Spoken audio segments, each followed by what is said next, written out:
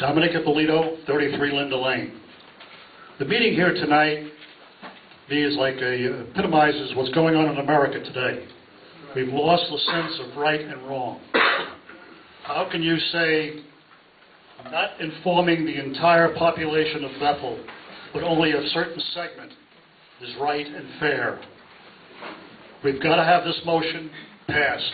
Years ago, the Board of Education and the Board of Selectmen allowed the school administration to use a funded system, public funded system, to advise only a select group of people in our town of what was going on.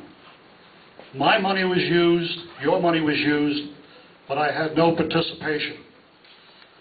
This has to pass, and we get back to being a whole town instead of just a petition town. Thank you. Thank you. Hi, Bill Hillman, 86 Walnut Hill Road. And through you, Mr. Moderator, I would like to just ask a question of the attendees here. How many came because of the notice sent to them by Dr. Smith? Well, I think the question would be out of order. I think the question is out of order on that. I think so. Then I would like to... It doesn't pertain to the main motion. The main motion, which requires use of, say, the post service for notifying the townsfolk. There's approximately 5,600 addresses, unique addresses associated with the voter list. And such a mailing of postcards at bulk rates would cost approximately $1,650. That comes to roughly 7 cents per capita in this town. For notice about things like voting for a budget for over $60 million. We're about to vote soon on a budget which has an increase of over $2 million. It seems to me that this ordinance, if passed, would cause the expenditure of some 7 cents per person to decide whether or not they should be spending approximately $21 or $22 per day in their taxes. I think that is a very good use of postage in favor of democracy. Thank you. I thank you, sir. With all due respect to Mr. Hillman, we did those numbers. There are 7,466 households, and a postcard mailing would cost them somewhere between $3,000 and $3,600. 14 cents. Yeah. Still not a lot of money, but I wanted you to know the real numbers. Thank you. All right, thank you, Mr. Knickerbocker. Anyone else wish to speak on the main motion? Mr. Duff. Michael Duff, 33 Long Meadow Lane. I'll be very brief. And I apologize for that last motion that caused so much controversy here.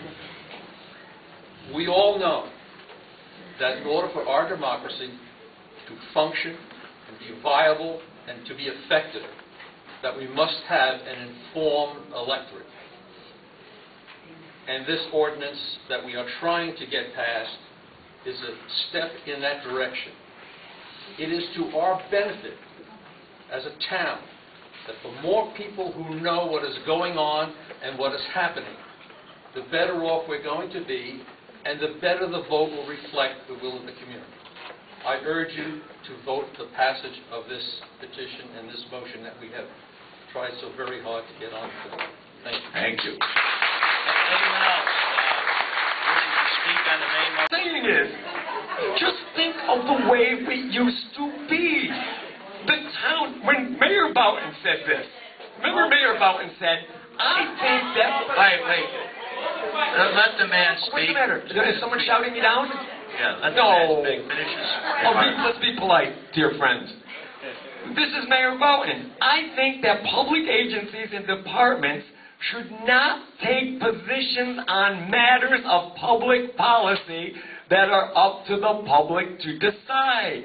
Now, didn't we just have a public hearing on the demolition of the old town hall?